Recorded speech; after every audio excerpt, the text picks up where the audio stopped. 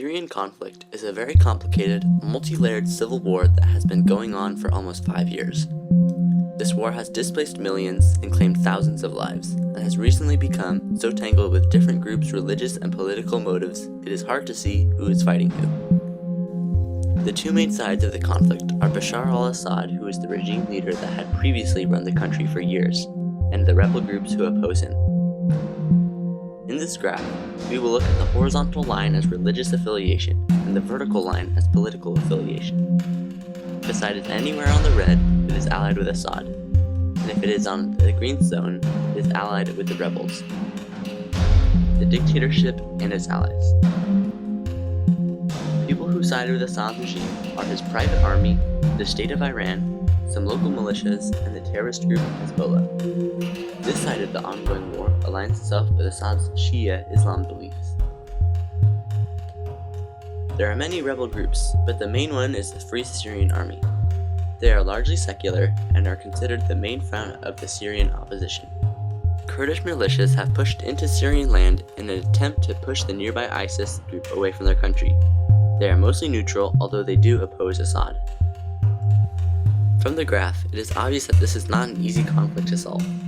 There are many other groups not shown here, but the ones that are shown occupy all different spectrums of alliances, either religious or political. Even international forces have gotten involved. The US has pledged support to the Free Syrian Army and is providing non-military aid. Russia has a long-running alliance with Syria and has joined Assad's side. They have bombed rebel groups under claims that they are attacking terrorist groups. So what led up to this? The most widely accepted explanation for the Syrian civil war is that a natural disaster started the buildup that led to it. A drought, brought on by unsustainable farming and weather, forced many people out of rural areas and into cities. These cities swelled in population, and so tensions rose. When the Arab Spring occurred, Syria was ripe for the taking.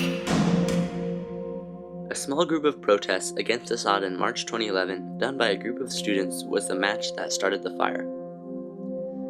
Police arrested the boys, tortured, and killed them. Peaceful protesters against this violent act were shot in the months following, which only brought more people to the streets.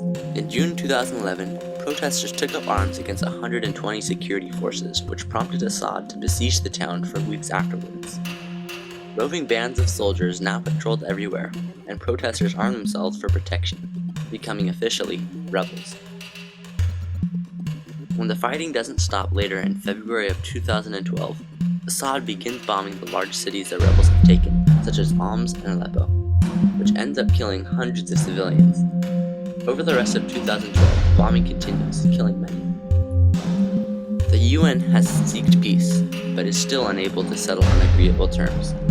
Meanwhile, the bodies of fighters and innocents pile up. When 2013 begins, the US and other Western countries recognize the Free Syrian Army as the will of the people of Syria, and the US pledges its support to the rebels in the form of non-military aid. Brutal fighting continues through 2013 and 2015. UN inspectors confirmed at the end of 2013 that chemical weapons were used by Assad's regime, which almost caused the US to officially wage war. This time is also when ISIS began to take advantage of the conflict by seizing large amounts of territory in the Syrian countryside. Although Turkey was involved since 2011 in the Syrian war by helping to shelter refugees and the Free Syrian Army, the 2013 to 2015 period is when they had a fighter plane shot down and cities near their border attacked by Assad. They have now pushed into the edge of Syria in an effort to push ISIS away from their borders. Although they had previously defended Syria, Turkey is now anti-Assad. So what can be done about this conflict?